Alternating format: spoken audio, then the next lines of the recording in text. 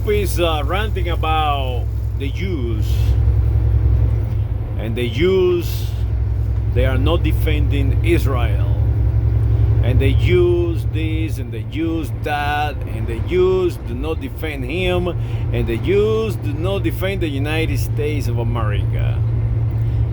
But the evangelicals, oh, they do. Evangelicals, they defend more Israel than the Jews. That is what Trump say. Now, let's analyze the reason why he said it. Let's see. He purposely married his family into a very wealthy Jew family so he can become a Jew.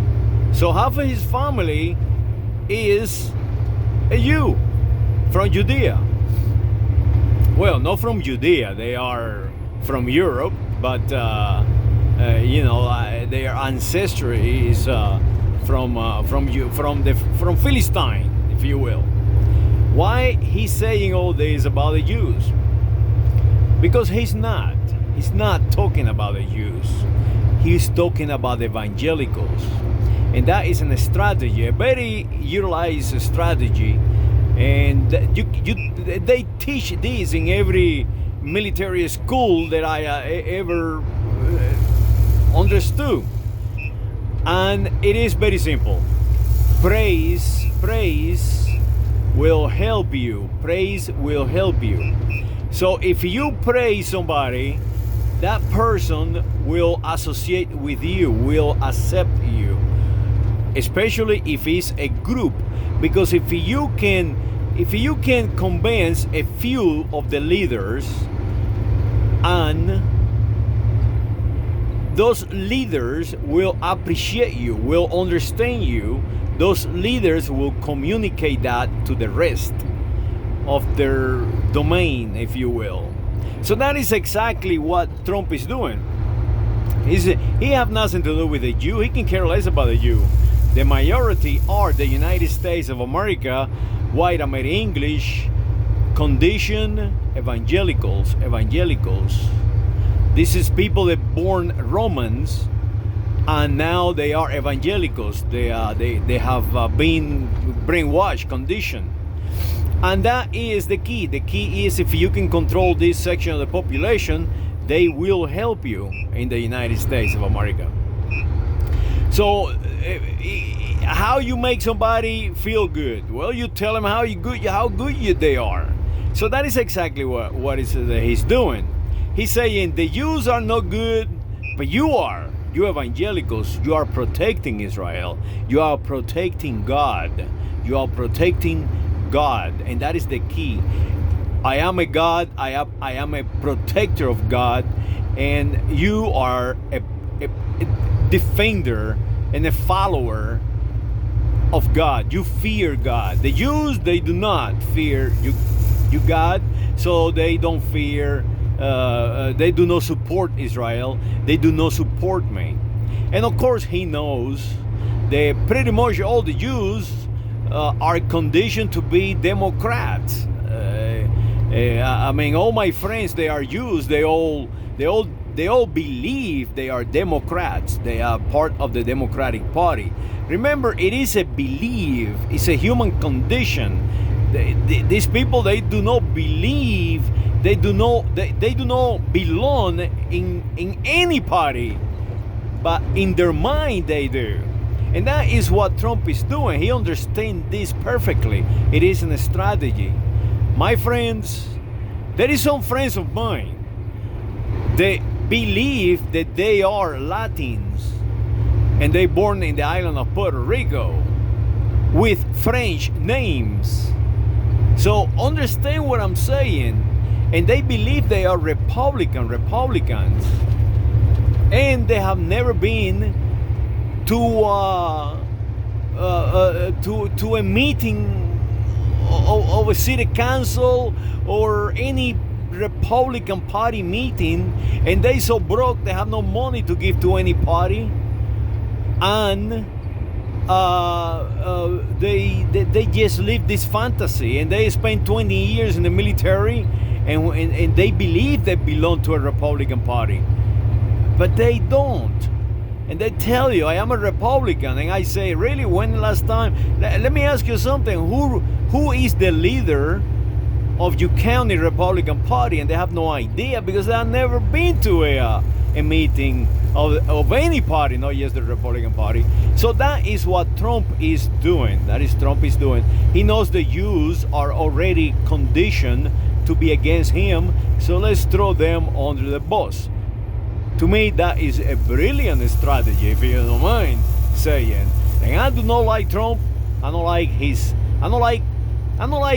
a Scottish to be ruling the United States of America, conditioned by the English, trying to just promote himself and destroy the United States of America and destroy the people of the American continent in the process. And I do not like that, but the strategy, I think, is brilliant. Yes, let me utilize these evangelical followers. They have no idea what religion is about. They have no idea what the Nicaea Creed is. They just will follow me. If I tell them that they are really good and the God is watching over them, and they protecting the gods more than the Jews. So there you have it. It isn't a strategy. Now, the Jews, what is it they doing? Why they are also conditioned to be Democrats?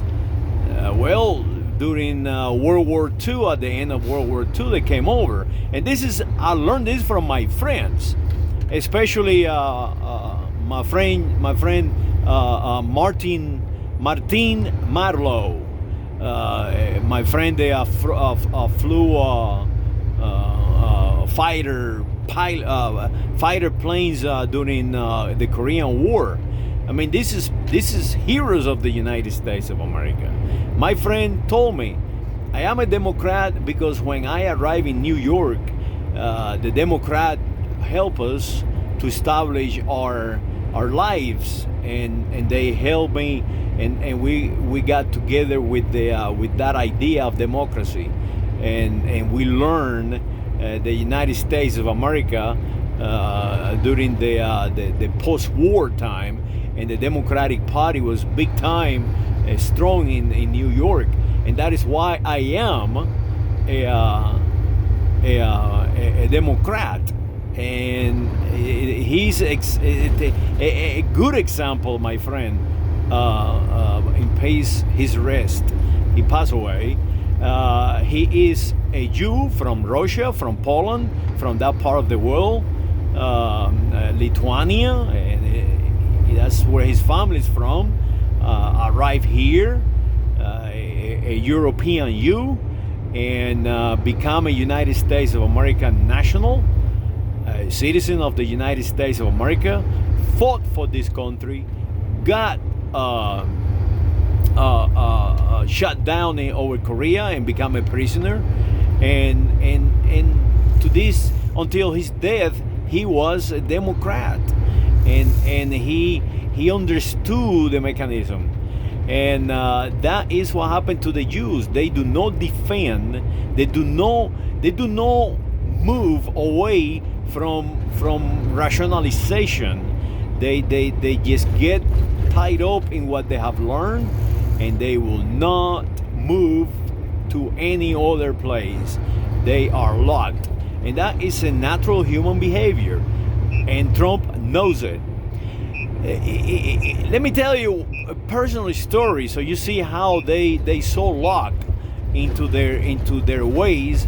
You will never get them out of there, and they see you as an inferior. Many of them, not all of them, like Mr. Martin Marlowe, that he completely accepted me because he understood me. He understood what I was trying to tell him, and the humanity cannot continue to think in just so narrow lines They don't accept nothing else, and they do not see nothing else, and they do not want to learn nothing else. They feel comfortable where they are, and that's it.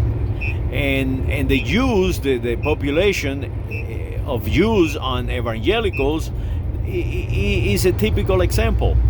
The little story that I want to tell you is that I was in New York City making a delivery of flooring on a semi-trailer, on a semi-truck.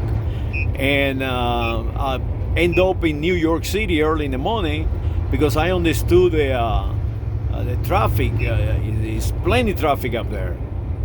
So I arrived to the customer like about 2 o'clock in the morning, and I park in front of the customer on the street because there is just no place other than the street to park in New York City for a big semi.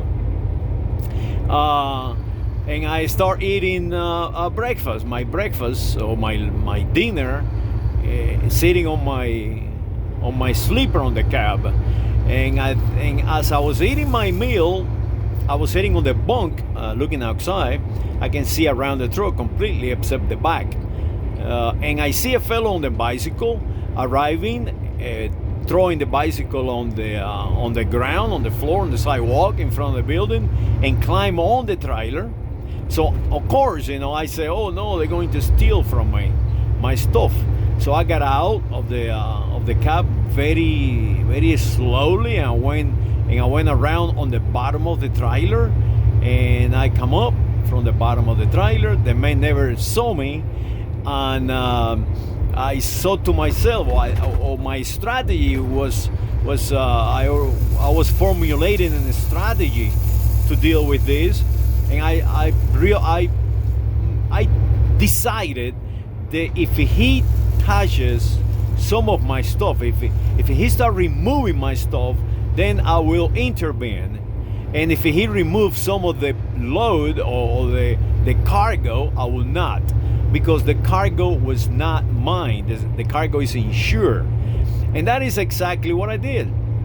So the man started touching my stuff, and at this point, my bungee cords and all my tools that I have there, and I decided to intervene, and I surprised him. I understand never to surprise a bad guy, if you will, because they lose that rationalization that they are operating on, and they can attack you. So I made a little noise so he can realize that I was there. So I went made a little noise with my throat, and sure enough, he saw me, and I asked him, "Man, how you doing? What is it that you're doing on my truck, on my stuff? Can you get out of there? Can you come down?" So he did. He come down, and I say, "Hey, listen, no, don't do this on people, and to people. Don't get on people's stuff. Go home, go to sleep." And as I say that, he walked by me, and of course I was ready for him, and tried to push me, and I knocked his ass out right on the ground. I mean, one shot, bang. So he fell on the ground, and I got the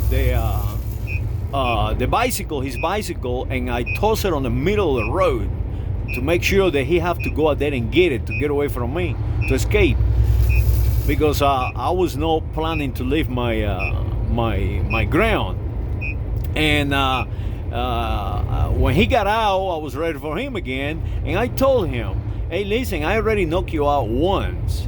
Please, your bicycle is on the street, go and rescue it, because a car can come around and destroy it. So go out there and get your bicycle and go home."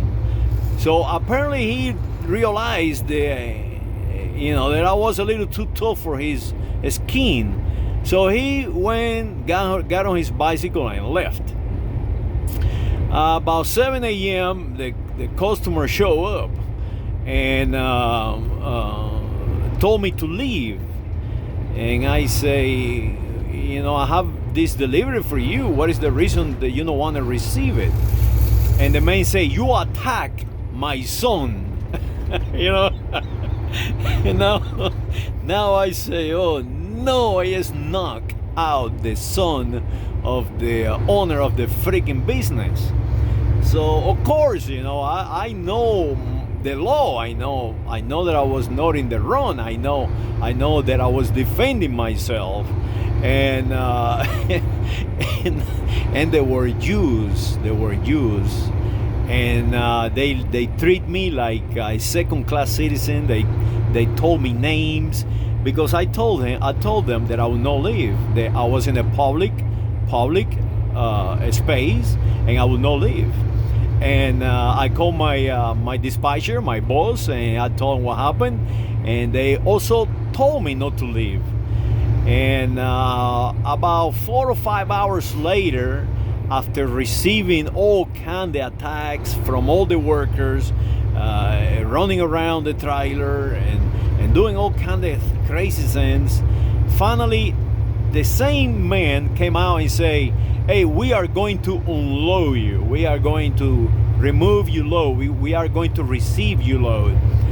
So I called my dispatcher and I told him what was happening. And he said, "Yes, we already finished our negotiation. You are not doing nothing wrong. And if something happened, we're going to call the police. But they say they will never happen to me. Nothing will happen to me." So I ensure that no one will attack me. And I told them that if anyone will attack me, I will defend myself. And if it were more than one, it's going to be to the death, because I will not allow no two men to fight me, and I will be the loser. So they understood that. And this happened in New York City with the Jew population. As I start supervising the process of unloading, I noticed they were putting little candles or paper candles, some kind of candles on the ground around the doors, around all the doors, and they light it up. So now they have the entrances of the business with like a semicircle in front of the doors with fire, if you will, a space. A few distance from one another. It's like a wall of fire. And then I understood it was a ritual. They were doing a ritual. So I said, well, Jesus Christ. This was my rationalization to how to deal with this. Remember, it's a rationalization. I was protecting myself. I rationalized, well, how to defeat these people. And I said, well, Jesus Christ said, give God what is God, give the Romans what is Roman, or give Caesar what is Caesar. And I thought to myself, I am the Roman here, so I'm going to deal with this like a Roman would. This is mine. This is my land. This is the United States of America. And no one is going to run me out of here. So I at the end of the loading process, we have to sign the bill of lading. They have to sign that they receive this freight, and the man was on the inside of the fire and I was on the outside of the fire. So what I did, I put out two of them and I stood up inside the fire and really close to one of the flame, and the flame started burning my boots, rubber boots, and started smelling. And I say, hey, can you sign this over here, please? So when he saw this, I noticed that fear on his eyes, like, oh God, for God's sake, you have sent me Lucifer. And that was my intent. I want him to see me as a Roman. I want him to see me as a superior oppressor. I want him to see me as the superior one. and it worked. He right away signed my paper and ran in. And of course, I had to put my boot out. My boot was burning pretty good, and that was my experience in New York City. And that is a technique that Trump is utilizing. He's utilizing people's fear. Like in this case, I utilize his fear of fire and the fear of breaking that bridge of make-believe bridge that he created to rationalize, to believe that he's superior, to believe that he was protected by a God. And Jesus Christ understood this theory. That is why Jesus Christ said, do not mess with the Romans, because no God in hell is going to help you. These bastards will kill you, and will kill your chickens, and will kill everything that you have, will exterminate you.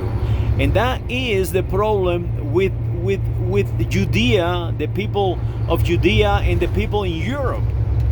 That is why is anti-Semitism. What is all these things? It's because they are being utilized. They are being utilized. It's not against them. It's not all these ethnicism is not about the ethnic group. It's not about biology. We all have the same biology. It's about utilizing that ethnic group as a scapegoat, as escaping Trump. The same is Trump is utilizing it right now. If I make you the bad guy, you are the superior one, because you are oppressing this bad guy. So you are the good guy. Hitler did the same. Let's kill the Jews. Let's kill the Jews. And that make you superior, because you are superior to them and you are killing them. That is exactly what Trump is doing. It's not about the Jews. His family is Jew. It's about his interest. It's about utilizing techniques, human behavior, to control you. So you up there, so-called evangelicals, make sure that you understand that you are the Romans and that you belong in the Roman Catholic Church, or you belong in the Orthodox Catholic Church, the original Roman Church, the one founded by Constantine, and it was created to protect you, to protect you. So understand that when somebody tells you something other than God is omnipotent, make sure that you understand that God is the Creed of Nicaea. God is what keeps us healthy and together. God is the institution of the Christian Church, the Catholic Universal Church. That is the key of our survival, our unity. So do not allow these people to divide you. Do not attack the Jews. And you guys up there who belong in the ethnic group of Judea, do not believe that you are superior and choose, because the Romans are strong. So make sure that you accept the Romans. Make sure that you accept that they are, as well as you, one beautiful ethnic group. And we need to come together and protect our civilization, protect our languages, protect not just the Jews, but protect also the Romans. So it is a symbiosis.